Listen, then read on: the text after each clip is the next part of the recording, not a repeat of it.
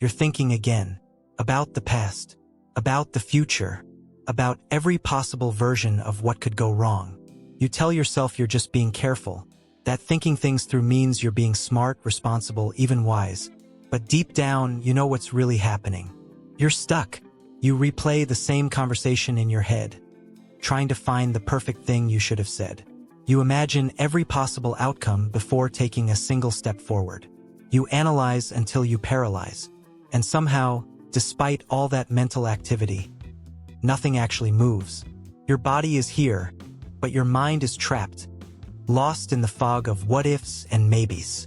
You keep thinking your way toward peace, but every new thought seems to take you farther from it. The more you think, the less you live. The more you analyze, the less you act. Overthinking disguises itself as preparation. Promises safety, that if you just think a little harder, you'll finally feel certain, ready, in control. But the truth is, the more you chase control through thought, the more it escapes you. 2,000 years ago, the Stoics faced the same problem. They lived in chaotic times. Wars, plagues, loss, political turmoil. And yet, amid all of it, they found clarity. Not by thinking more, but by thinking better. Not by trying to control everything, but by mastering the one thing no one could take from them, their own mind. They learned how to stop being prisoners of thought and become practitioners of wisdom. And what they discovered still applies today, that Stoicism isn't about suppressing emotion or ignoring problems. It's about seeing clearly, acting decisively, and reclaiming peace in a world and a mind that never stops moving. This is not a philosophy for monks or scholars. It's a guide for everyday people like you and me, for anyone tired of living inside their head and ready to live with calm, grounded clarity. This is why Stoicism is the antidote to overthinking. Part 1: The problem of endless thinking. Overthinking doesn't begin loudly. It starts quietly, as a whisper in the mind. What if I fail? What if they don't like me? What if I make the wrong choice? At first, it feels like you're simply being cautious, preparing yourself for life's uncertainties. But before long, the questions multiply. Every small decision becomes a mental labyrinth. Every possible outcome demands your attention. And suddenly, you realize you're not living anymore, you're calculating. Marcus Aurelius once wrote, "You have power over your mind, not outside events. Realize this, and you will find strength." But for most of us, we reverse that truth. We try to control everything outside, the reactions of others, the timing of outcomes, the way the world unfolds.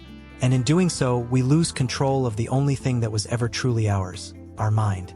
We plan for every possibility, hoping that by doing so, we'll avoid pain, embarrassment, or failure. But what we actually create is paralysis, a state where we're mentally busy yet spiritually motionless. You've probably felt it before, that heaviness in your chest when you can't decide what to do, that spiral of doubt when you replay the same moment from yesterday, thinking about how it could have gone differently, that exhaustion that comes not from action, but from inaction disguised as thought. Epictetus once said, "Men are disturbed not by things, but by the views which they take of things." It's not the situation that traps us. It's the story we tell ourselves about it. Imagine two people stuck in traffic. One curses under their breath, gripping the wheel, furious at every red light. The other listens to music, accepts that they can't change the flow, and takes the moment as an opportunity to breathe. Same situation. Two completely different experiences. The difference isn't the world, it's the mind. And yet, most of us live as if the outside world dictates our inner state. We hand over our peace to every unpredictable event, every imagined possibility, every potential outcome that hasn't even happened yet. We think we're preparing for life, but what we're really doing is suffering through it. Twice. Once in reality, and again in imagination. The mind is a powerful tool, but it's a dangerous master. Overthinking happens when we forget who's in charge. Our thoughts were meant to serve us, to guide action, to clarify direction, to help us learn. But when thinking becomes endless, it stops being helpful. It becomes noise. And that noise doesn't just waste time, it drains the spirit.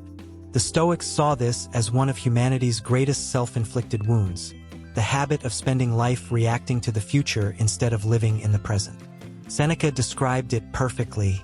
We suffer more in imagination than in reality. He wasn't condemning imagination. He was warning against obsession. The mind that never rests becomes a battlefield. Every possibility becomes an enemy. Every small uncertainty becomes a storm. And when your mind is constantly at war with itself, even peace begins to feel uncomfortable. Think about how much of your mental energy is spent on things that never even happen. How many hours have you lost to hypothetical fears? How many conversations have you had entirely in your head? Ones that never took place in reality. You plan the perfect response, the perfect outcome, the perfect timing. But when the moment finally arrives, life doesn't follow your script. It never does. That's the tragedy of overthinking. It gives you the illusion of control while robbing you of life itself. The Stoics understood this deeply. To them, life wasn't meant to be predicted, it was meant to be participated in. Marcus Aurelius wrote, "Do not waste the rest of your life wondering what others think of you, when you could be doing something useful." He was an emperor, a man who carried the weight of an entire empire, yet he warned himself daily not to fall into the trap of endless speculation. If he could not afford to waste time overthinking, what excuse do the rest of us have? But we do it anyway, because overthinking gives us something we crave, the feeling of safety. We think that by anticipating every outcome, we can outsmart disappointment. That if we rehearse the pain in advance, it won't hurt as much when it comes. But it doesn't work that way. When you live in constant anticipation of what might go wrong, you suffer before anything even happens. And even if your fears do come true, you end up suffering twice, once in imagination, once in reality. So the Stoics offered another way, not to think less, but to think better. To train the mind the same way a soldier trains the body, not to avoid difficulty, but to face it with discipline. Not to silence thoughts entirely, but to distinguish between those worth keeping and those worth discarding. Because the truth is, most of what occupies our minds isn't wisdom. It's noise dressed as depth. Endless questioning isn't clarity. Endless analysis isn't intelligence. And endless worry isn't preparation. As the Stoics saw it, thinking too much isn't a sign of insight, it's a symptom of confusion. A mind spinning in circles, trying to control what was never in its power to begin with. Overthinking is a kind of hidden arrogance, the belief that if we just think hard enough, we can control the future. But the future doesn't belong to our thoughts. It belongs to our actions. And until we act, all our thoughts remain potential energy, never transformed into real life. This is why the Stoics insisted that philosophy isn't about words or theories. It's about living. Epictetus said, "Don't explain your philosophy, embody it." That's the difference between a philosopher and a thinker. One uses thought to act. The other uses thought to avoid acting. So the problem of overthinking isn't just mental. It's existential. Every moment you spend trapped in thought is a moment you could have spent living. And the Stoics knew this better than anyone. They lived in a world full of uncertainty. Plagues, wars, sudden death, exile. And yet, they refused to let uncertainty rob them of presence. They couldn't control outcomes, but they could control themselves. They couldn't predict the future, but they could prepare their mind to face it calmly. They understood that the key to peace isn't found in eliminating uncertainty. It's found in embracing it, while staying centered in what's within your power. That's the first Stoic truth we must rediscover today. That overthinking isn't a sign of care. It's a signal that we've lost clarity. And until we learn to separate what we can control from what we can't, we'll keep living everywhere but here. Part 2, the Stoic shift, from thought to clarity. If overthinking is the disease of modern life, then the Stoics discovered the cure more than 2,000 years ago. And it wasn't complicated. It wasn't mystical. It wasn't hidden behind rituals or dogma. It was a simple shift in perspective, so simple that most people overlook it. The Stoics called it the dichotomy of control, a clear division between what is within our control and what is not. And everything else, every worry, every fear, every what if, belongs in that second category. Marcus Aurelius, writing to himself in his private journal, put it like this: If you are distressed by anything external, the pain is not due to the thing itself, but to your estimate of it. And this you have the power to revoke at any moment. That's the Stoic shift in one line. Pain isn't what happens to you, it's how you interpret it. The world doesn't trouble you, your judgment about the world does. And since your judgment is within your control, that means peace is always possible, even in chaos. Now, that sounds easy when life is calm. But the Stoics weren't writing from comfort, they were writing from storms. Epictetus was a slave who lost everything but his mind. Seneca was exiled, then ordered to take his own life. Marcus Aurelius led an empire during plagues and invasions, burying his own children along the way.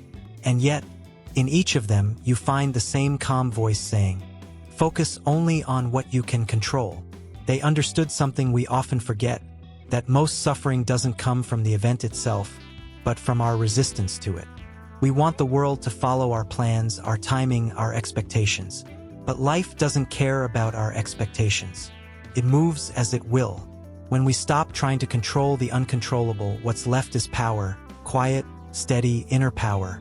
Think about your own life. How much of your mental energy is spent on things you can't actually do anything about? The weather, other people's opinions, the past, the future, what might happen, what could go wrong, what others might say. We build mental empires around these things, as if worrying hard enough could bend the universe in our favor. But it never does, because thought alone can't change what's outside of us, can only change us. And that's exactly what the Stoics practiced. Not control over circumstances, but command over perception. Epictetus taught his students a simple rule: make the best use of what is in your power, and take the rest as it happens. That sentence is the essence of freedom, because when you truly live by it, overthinking has nowhere to grow. If something's within your control, your words, your effort, your decisions, act. If it's not, then let it go. It doesn't mean you stop caring. It means you stop suffering needlessly. This isn't detachment in the cold sense. It's clarity, the ability to see what's worth your energy and what's not. And clarity is the opposite of overthinking. The Stoics practiced this separation daily. Marcus Aurelius would write reminders to himself like, "You have control over your mind, not outside events. Realize this, and you will find strength." Notice that he says find strength, not feel better. Because Stoicism isn't about emotional comfort. It's about stability. It's about being unshaken, not because nothing happens to you, but because you've learned how to meet whatever happens with calm awareness. That's what the Stoics called ataraxia, tranquility of the mind, a kind of mental stillness that doesn't depend on silence or isolation, but on perspective. Here's how it works in practice. Let's say you're facing a difficult decision, a new job, a relationship, a risk. Your mind starts spinning. You imagine all the possible outcomes, trying to predict the future. The Stoic approach says, stop, ask yourself one question: what part of this is within my control? You can't control how others will react. You can't control every outcome, but you can control your reasoning, your effort, your integrity, and your next step. That's where your power lies. The rest, let it unfold. When you start dividing life this way, your mental noise begins to fade.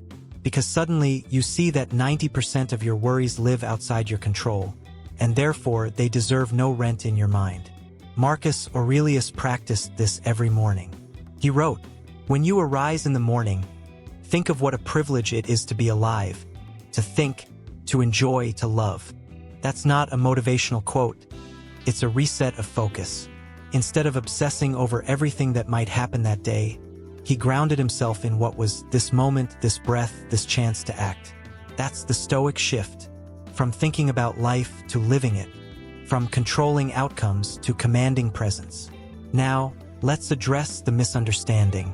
People often confuse Stoic detachment with indifference. They imagine Stoicism as a cold, emotionless armor, a way to not feel. But that's not Stoicism. That's numbness.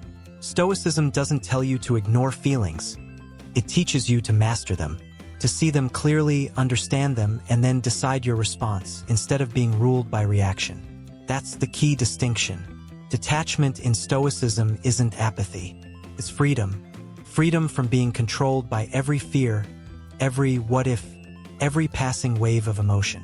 When you no longer need the world to behave a certain way for you to be at peace, you've achieved true power.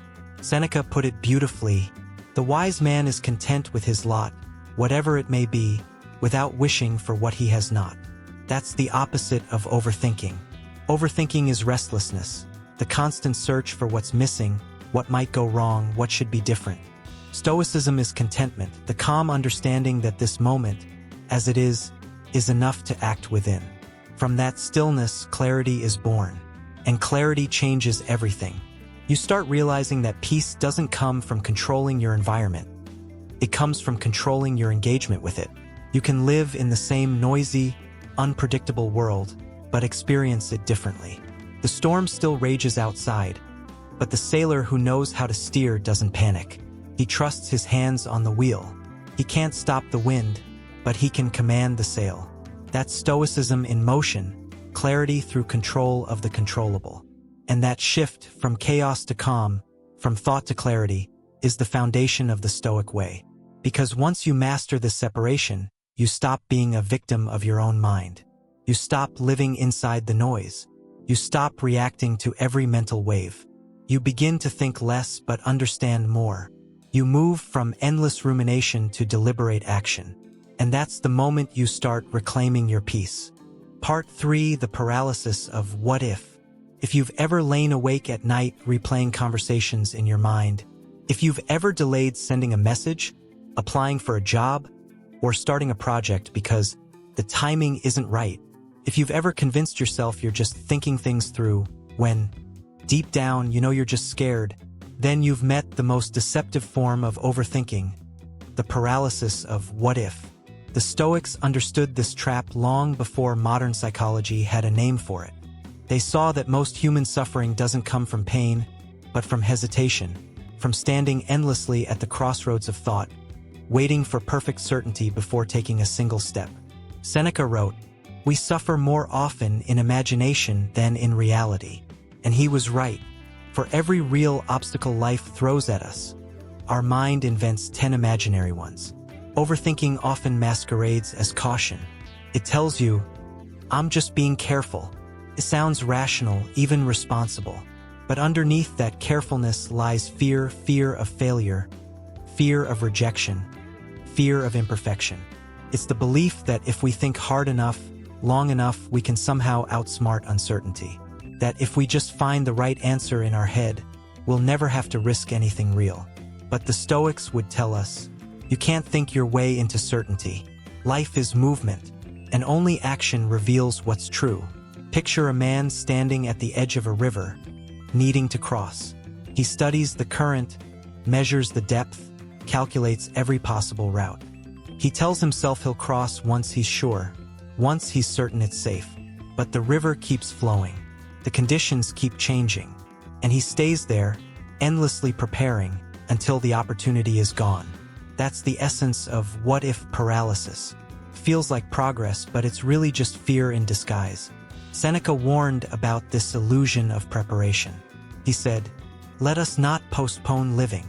He meant that waiting for perfect certainty is the same as waiting for life to begin. But life doesn't wait.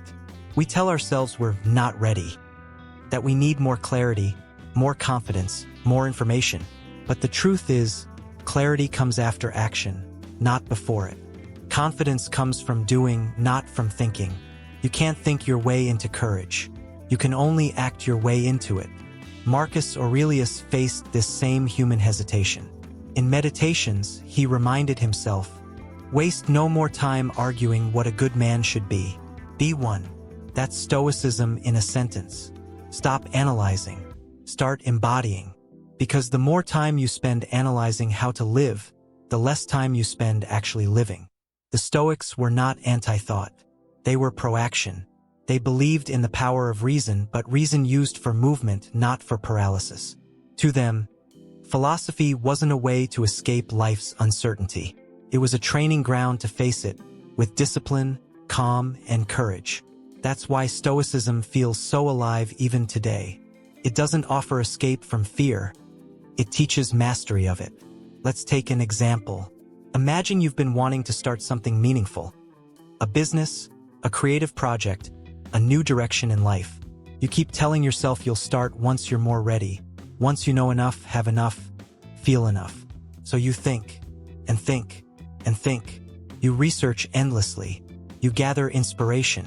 You tell yourself you're being strategic. But deep down, you're waiting for a feeling, the feeling of absolute certainty. That feeling never comes, because the mind is an endless factory of what-ifs. No matter how much you think, it always finds another one. What if I fail? What if they laugh? What if I regret it? And each what-if builds another wall between you and the life you want to live. Here's the Stoic truth that breaks that wall. The only thing worse than failing is never trying. Seneca said, "It is not that we have a short time to live, but that we waste much of it." Overthinking is the most seductive form of waste, because it convinces you that you're being productive. It disguises inaction as effort. You feel like you're doing something, but you're not. You're just spinning in the same mental circle, hoping it will lead somewhere. It never does. The Stoics believed that a meaningful life comes not from perfect decisions, but from consistent action aligned with virtue. Epictetus taught, "First say to yourself what you would be, then do what you have to do." Notice the sequence. First decide who you want to be, then act. Not wait until you feel ready or until everything is certain. The Stoic path begins with identity, not perfection. You decide your principles, then you live by them, step by step, moment by moment.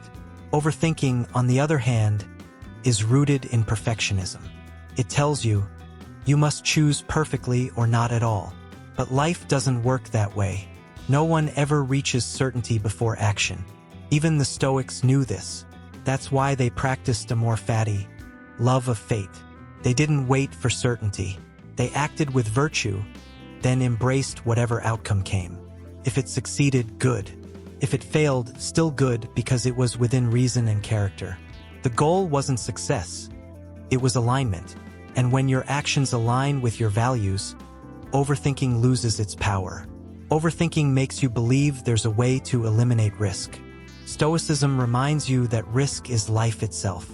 Marcus Aurelius said, "You could leave life right now. Let that determine what you do and say and think." Sounds dark, but it's freeing. When you realize time is short, what if questions lose their grip? You start to care less about being perfect and more about being present. Because when you remember how temporary this moment is, you see how foolish it is to waste it in hesitation. Every day spent overthinking is a day stolen from action. Every what if is a chain around the mind, keeping you from walking your own path. So how do we break that chain? The Stoics give us a simple answer. Act on reason, not on fear. If your decision aligns with reason, with integrity, courage, and wisdom, then act and let the outcome be what it will. If it doesn't, adjust course. But never let fear of the unknown stop you from living in the known. The Stoics understood that action itself is the antidote to overthinking. Because action gives the mind feedback. It brings reality into the loop. When you act, you learn. When you move, you adjust. When you take one step, you see more clearly where to go next. But when you think endlessly, you see nothing new, only more versions of the same doubt. That's why Marcus Aurelius advised himself. Objective judgment now at this very moment. Unselfish action now at this very moment. Willing acceptance now at this very moment of all external events. That's all you need. The power of now, not as a slogan, but as a discipline. Overthinking is always about then, what happened then, what might happen then, what could have been or might still be. Stoicism brings you back to now. This breath, this choice, this step, because that's where life actually happens. Not in your thoughts, but in your actions. So next time you feel the pull of what if, pause and ask yourself, what am I really afraid of? Failure or living without certainty? Then remind yourself, certainty is a mirage. And the only real failure is letting fear decide for you. That's why Stoicism doesn't aim to eliminate uncertainty. It teaches you how to walk through it with calmness, reason, and resolve. Because when you stop needing to know every answer before you act, you finally become free to live. Part 4. The Stoic Practices to Quiet the Mind. If Stoicism ended at theory, it would be just another philosophy. But the Stoics never cared much for abstract ideas. They were practitioners, people who lived their philosophy every single day. For them, wisdom wasn't about sounding smart. It was about living clearly. And that meant one thing: turning thought into disciplined practice. So how do you actually quiet the noise in your head? The spinning, the looping, the endless what-ifs? How do you train your mind the way an athlete trains the body? The Stoics left us several timeless exercises. They don't require special tools or long rituals, only awareness and honesty. Let's walk through 3 of the most powerful Stoic practices to overcome overthinking. The dichotomy of control. Journaling for clarity. Memento mori, remember you will die. Each one is simple in form, but profound in effect. 1. The dichotomy of control. We already touched on this earlier, the Stoic idea that everything in life falls into one of 2 categories. Things within my control, things beyond my control. That's it. This simple distinction is the backbone of Stoic calm. When your mind starts to spiral, when it begins replaying conversations, imagining outcomes, or worrying about things that haven't happened yet, stop and ask yourself one question. What exactly is within my control right now? If it's within your control, your effort, your choices, your attitude, then focus on it fully. If it's not, let it go. Not halfway. Not, I'll try to stop worrying. Completely. Because worrying about things you can't control isn't responsibility. It's self-punishment. Marcus Aurelius reminded himself daily, if you are distressed by anything external, the pain is not due to the thing itself, but to your estimate of it. And this you have the power to revoke. You can't control what happens to you, but you can revoke the thought that turns it into suffering. And that's an incredible freedom, one that modern life constantly tempts us to forget. Every notification, every headline, every post on social media invites us to care about things far beyond our influence. It's no wonder the mind feels restless. It's carrying the weight of the entire world. But Stoicism hands us a scalpel and says, cut away what isn't yours. Cut away every illusion of control. Once you do, something magical happens. The mind quiets, because you stop fighting invisible battles. You stop trying to control the uncontrollable. You begin to live lightly. That's not apathy, it's discipline. As Epictetus said, freedom is the only worthy goal in life. It is won by disregarding things that lie beyond our control. 2. Journaling for clarity. The second Stoic tool might surprise you. It's not meditation, or silence, or detachment. It's writing. Marcus Aurelius' Meditations wasn't a book written for others. It was his private journal, his nightly conversation with himself. In those pages, he questioned his motives, examined his thoughts, and untangled the knots of his own mind. He didn't write to impress. He wrote to understand. And that's exactly what journaling does. It forces your thoughts to slow down enough to see them clearly. When you write, your mental chaos becomes visible. You can no longer hide behind vague feelings or blurry ideas. You have to put them into words. And when you do, something shifts. What once felt overwhelming becomes manageable. What once seemed infinite becomes specific. Try this the next time you feel anxious, confused, or mentally stuck. Don't scroll, don't pace, don't talk yourself in circles. Sit down and write. Ask yourself, what am I actually worried about? What's within my control here? What's the worst realistic outcome, and could I handle it? You'll often find that most of what you're overthinking is smoke, not fire. And writing is how you clear the air. Seneca advised this kind of reflection long before modern psychology existed. He wrote, each day, we should call ourselves to account. What fault did I correct today? What passion resisted? In what way am I better? That's not punishment, that's progress. When you write honestly, you stop being your own enemy. You turn your mind into an ally. You create a mirror that reflects not chaos, but clarity.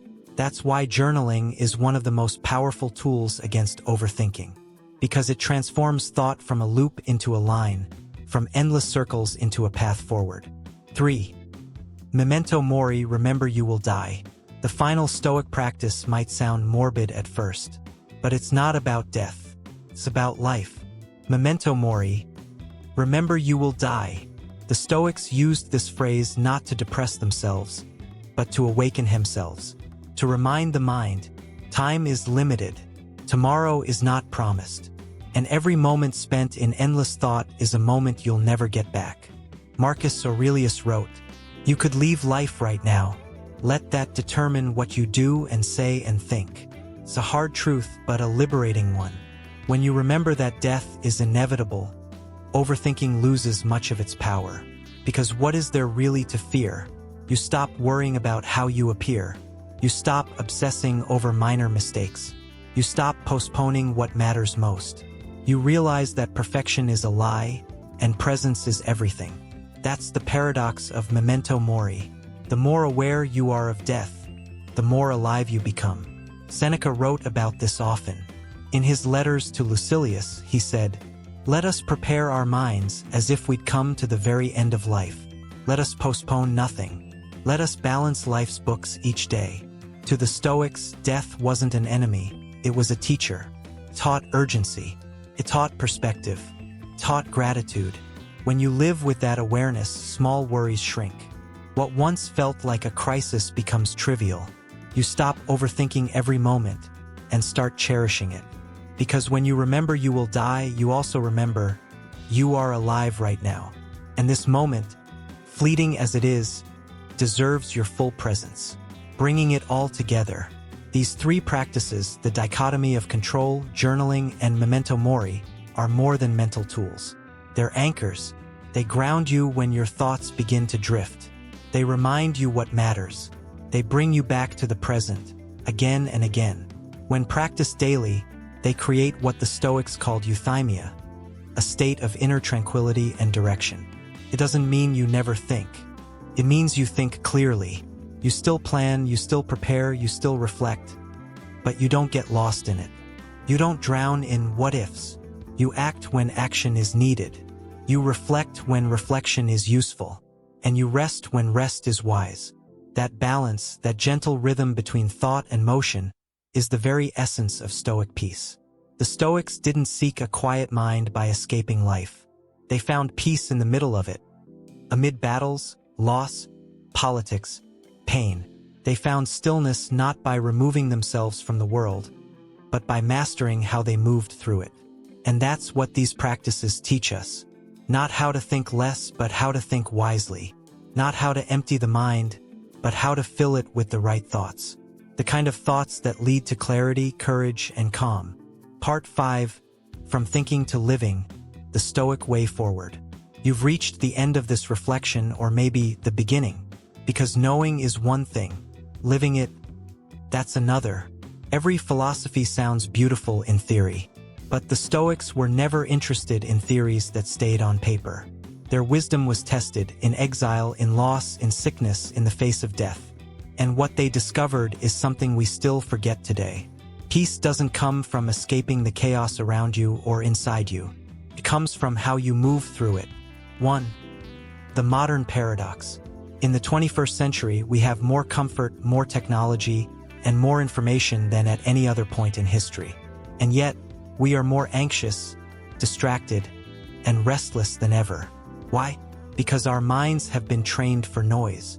Every scroll, every click, every notification teaches the brain that stillness is boredom, that silence must be filled. We chase stimulation like a drug, and in doing so, we lose our ability to simply be. The modern person isn't suffering from a lack of knowledge, they're suffering from a lack of clarity. We know too much and understand too little. We're busy thinking about life instead of living it. The Stoics would see our world and shake their heads, not in judgment, but in understanding, because they, too, lived amid distraction. Their Rome was loud, chaotic, full of temptation and fear, and yet they found stillness. They didn't escape the world. They engaged it differently, with presence, with purpose, with peace. 2. The Stoic definition of peace. For the Stoics, peace was not the absence of problems. It was the presence of strength. Epictetus said, "Circumstances don't make the man. They only reveal him to himself." In other words, it's not the world that disturbs you, it's how you interpret it. You can't silence life, but you can learn to stay silent within it. That's the power of Stoic calm. It's not fragile. It's not something that disappears when life gets hard. It's a peace that moves with you, into traffic, into meetings, into heartbreak, into uncertainty, because it's built on something no one can take from you: your judgment, your response, your reason. 3. From theory to practice. Now, how do you take these ideas, these timeless Stoic truths, and weave them into modern life? It begins small, always small. Each morning, before your phone, before the world rushes in, take a breath. Ask yourself the simplest Stoic question: what today is within my control? It sounds trivial, but it's revolutionary. That single question realigns your mind, clears away the clutter. It draws a line between what matters and what doesn't. Then, throughout your day, notice when your mind begins to spiral, when it starts to chew on endless possibilities or old regrets. That's your cue. That's the moment to return to practice. Breathe. Observe the thought. Ask again. Is this within my control? If yes, act. If no, release. That is Stoic meditation, not detachment, but discipline. 4. Evening reflection. At night, when the world quiets, the Stoics wrote. Marcus Aurelius wrote his meditations under candlelight. Seneca reflected on his faults before sleep. You can do the same. Write a few lines. What went well today? Where did I lose my calm? What did I control and what did I let control me? Then close the journal and let the day go. That's not just reflection. It's renewal. You're teaching the mind to stop carrying unfinished stories, to rest, and each time you do, overthinking loses another inch of ground. 5. Learning to act. The Stoics valued action. They believed thought without action was useless, even dangerous.